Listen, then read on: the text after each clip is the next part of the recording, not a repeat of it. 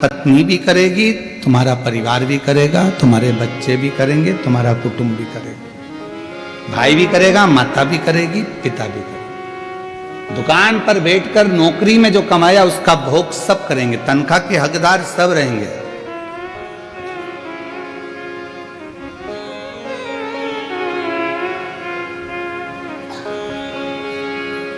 पहले के समय में चलता था नौकरी, एक करे नो खाए, उसको कहते थे नौकरी।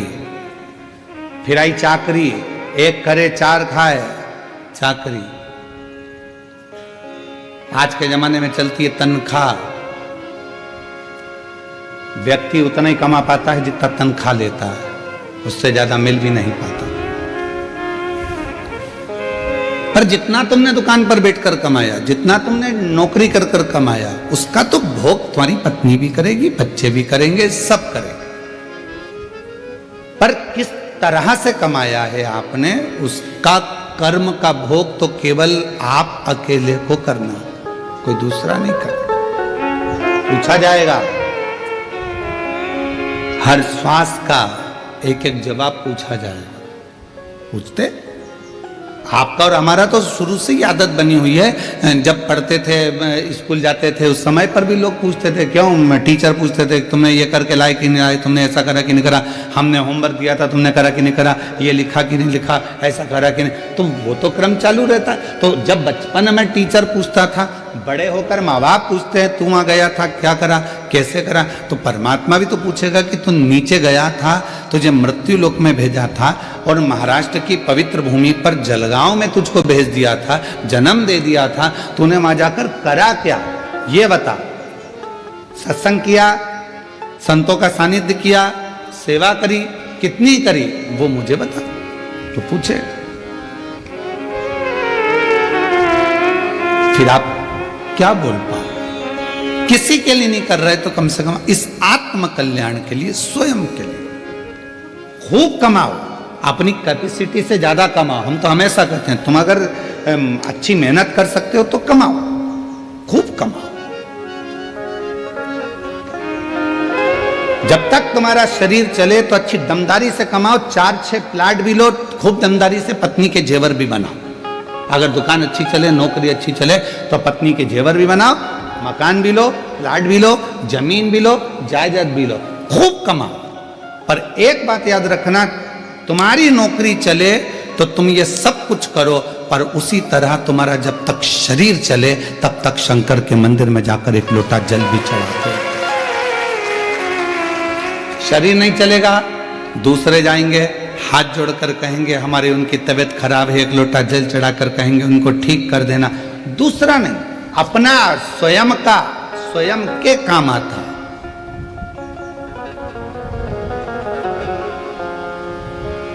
स्वयं का करो आप और हम स्वयं। अगर भजन कर रहे हैं, कीर्तन कर रहे हैं, भक्ति कर रहे हैं, स्मरण कर रहे हैं, तो उसका फल अपने को मिलेगा। कई लोग अपने पूर्वजों के लिए कथा श्रवण कर रहे हैं, कई अपने पितरों के लिए कथा सुनते हैं, उसका फल उन्होंने सोच के बैठे कि हमारे पूर्वज हैं, हमारे पितर हैं, हमने फोटो रखा, हमने ये करा, तो वो कथा सुनेंगे, सुनेंगे। आपने निमंत्रण दिया उनको, आपने विचार करा कि मेरे गर्भस्थ संतान नहीं है, अगर मैं सुनूंगी हो सकता है बाबा मुझे संतान देगा। विश्वास, भरोसा, दृढ़ता। गंगा मैया ने कहा कि आप मुझे स्वीकार करो, क्यों नहीं करूंगा। भागीरथ बाबा 60,000 राख के ढेर बने हुए कपिल मुनि के आश्रम में जो परिवार के सदस्य थे, काका थे, उन सब के उद्धार के लिए गंगा जी को लेकर आ गए। और गंगा मैया ने कहा कि मैं कहाँ रहूंगी, कौन मुझे धारण करेगा। तो मस्तक पर भगवान देवाधिदेव महादेव से प्रार्थना करी, तब शिव जी ने अपने मस्तक पर धारण किया। मस्तक। अब लोगों ने कहा क्या भगवान शंकर के मस्तक पर पूरी जटा के अंदर क्या गंगा जी आकर बैठ गई। शिव महापुराण की कथा कहती है कि पूरी जटा के अंदर गंगा नहीं है, केवल उस जटा में एक भगवान शंकर का केश ऐसा है जिस पे गंगा जी को लपेटा गया है। पूरी जटा के अंदर गंगा नहीं, एक केश, एक केश। भारत की भूमि पर 26,000 से ज्यादा नदियां, सरोवर, कुंड, तालाब, बावड़ी हैं। 26,000 से ज्यादा, और 26,000 नदियां, तालाब, बावड़ी, कुंड, सरोवर, ये सब शिव जी की जटा में ही विराजमान है, भगवान शंकर की जटा में ही।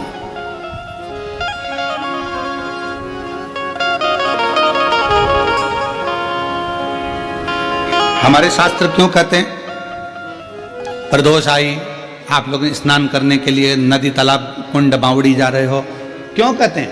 हम कहते हैं गोदावरी नहाने के लिए जा रहे हैं, कृष्णा नदी नहाने के लिए जा रहे हैं, गंगा जी नहाने के लिए जा रहे हैं, सरयू जी नहाने के लिए जा रहे हैं, नर्मदा जी नहाने के लिए जा रहे हैं, छिपरा जी नहाने के लिए जा रहे हैं। क्यों जा रहे हैं? क्यों? किस क्यों का? आप जब बार बार स्नान करने का भाव प्रकट करते हो कि हम नहाने के लिए जा रहे हैं, हम गंगा जी नहाने के लिए जा रहे हैं, हम वहां जा रहे हैं, हम वहां जा रहे हैं, क्यों नहाने का भाव तुम्हारे हृदय में आता है? क्योंकि शास्त्र कहता है कि जितनी पवित्र नदियां, ये सब शिव जी की जटा में विराजमान हैं।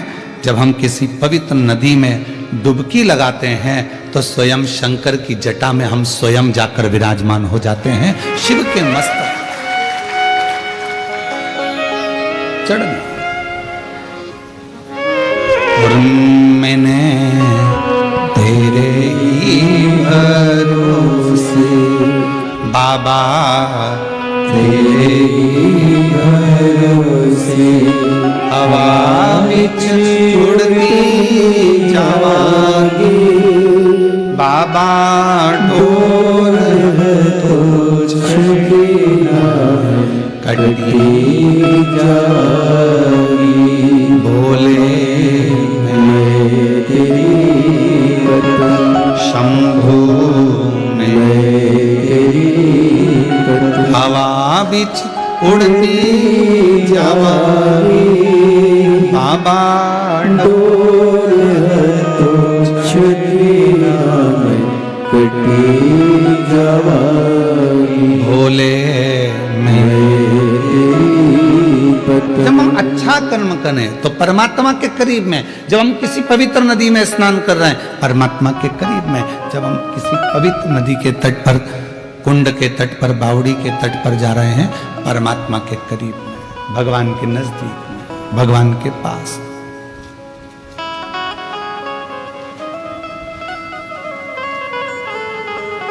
आप सबने रामचरितमानस में एक बात सुनी होगी कि रावण प्राणों को जब त्याग रहा था तो उसने लक्ष्मण जी को 3 उपदेश दिए थे। कितने उपदेश दिए हैं? 3। किसने भेजा था लक्ष्मण जी को रावण के पास? भगवान श्री राम। उसका सबसे पहला उपदेश कौन सा था?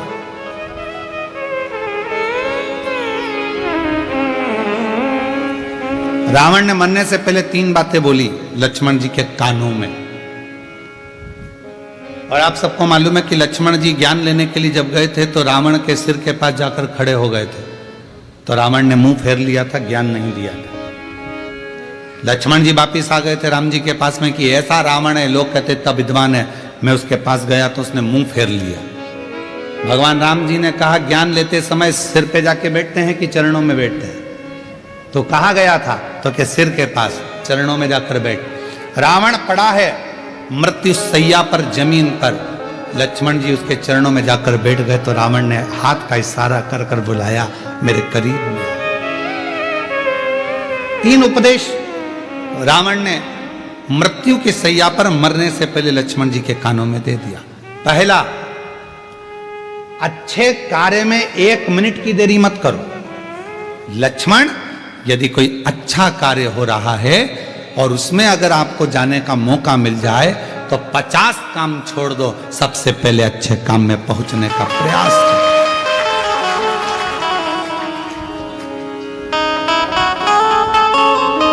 अच्छे काम में 1 मिनट की देरी मत करो। अच्छे कार्य में बिल्कुल देरी ना करिए। अच्छा कार्य करने का मौका मिला है तुरंत जाइए, भगवत भजन करिए, स्मरण करिए। किसी का भोजन कराने का मौका मिल जाए, किसी को पानी पिलाने का मौका मिल जाए। शिव महापुराण की कथा तो कितनी बड़ी बात कहती है कि किसी को अगर गिलास भी पानी का दिया जाए तो ये वाला हाथ को भी छोड़ा ना जाए, इसको भी टच कर लो। हो सकता है कि हमारा जब शरीर, हो सकता है कि ये जो आधा शरीर है, आधा भाग है मनुष्य का शरीर, जो आधा भाग किसी काम को नहीं कर पाता, तो मरने से पहले आधा तन काम करना बंद कर देता है। लोग उसको पैरालिसिस कह देते हैं।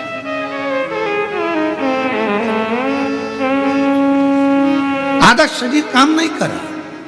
जब भगवत भजन का समय आया, सत्कर्म का समय आया, हम भोजन करा रहे थे, एक हाथ से दे दिया, दूसरा हाथ टच ही नहीं कर पाया, एक हाथ से पानी का गिलास उठा कर दे दिया, पानी भी नहीं पिला पाया, ये आधा अंग किसी काम का नहीं आया। लोगों ने कहा ये लेफ्ट भाग है ना, ये किसी काम का नहीं होता, ये बेकार भाग है। तो कहा इसको अच्छा बनाने के लिए क्या करना पड़ेगा? तो कोई प्यासे को जब पानी पिला रहे हैं तो दोनों हाथों से उस जल के पात्र को दीजिए। यहां तक हमारे पूर्वजों में, हमारे पुरखों में ऐसा नियम चलता था। पूर्वजों में अगर कोई पानी पीता था, ऐसे मुख लगाकर पानी पीते थे, तो लोटे से पानी देने वाला दोनों हाथों से पानी डालता था और पीने वाला एक हाथ से पीता था। क्यों? क्योंकि वो ग्रहण कर रहा है और वो देने वाला दोनों हाथों से दे रहा है। तो ये हाथ का प्रयोग पूर्ण होना चाहिए, जिससे मरने से पहले इस शरीर का आधा अंग रह ना जाए। इसको चालू रखने के लिए अभी से काम करना पड़ेगा। शिव जी के मंदिर में दोनों हाथों से जल चढ़ाइए, शंकर जी के मंदिर में दोनों हाथ से सफाई करिए, शिव जी के मंदिर में दोनों हाथ से झाड़ू पोछा करिए, शिव जी के मंदिर में दोनों हाथ से दीप को लगाइए। शिव जी के मंदिर, कई माताओं की आदत रहती है एक हाथ में घंटी पकड़ ली, एक हाथ में पकड़ लिया दिया, एक से घंटी बज रही है, दूसरे से दिया बज रहा है। पर हमारे यहाँ पर यहाँ तक कहा गया कि प्रथम आरती प्रारंभ होने से पहले मंदिर के घंटी को नाद करिए और नाद करने के बाद थोड़ी देर दोनों हाथों से दीप जलाकर उसको घुमाइए। अर्थात भगवान के सामने ये दोनों हाथों का सदुपयोग करिए, प्रयोग करिए। उसके बाद फिर भले एक हाथ में दिया ले लो, एक हाथ में घंटी ले लो, चल जाएगा, पर ये दोनों हाथों का सदुपयोग होना चाहिए।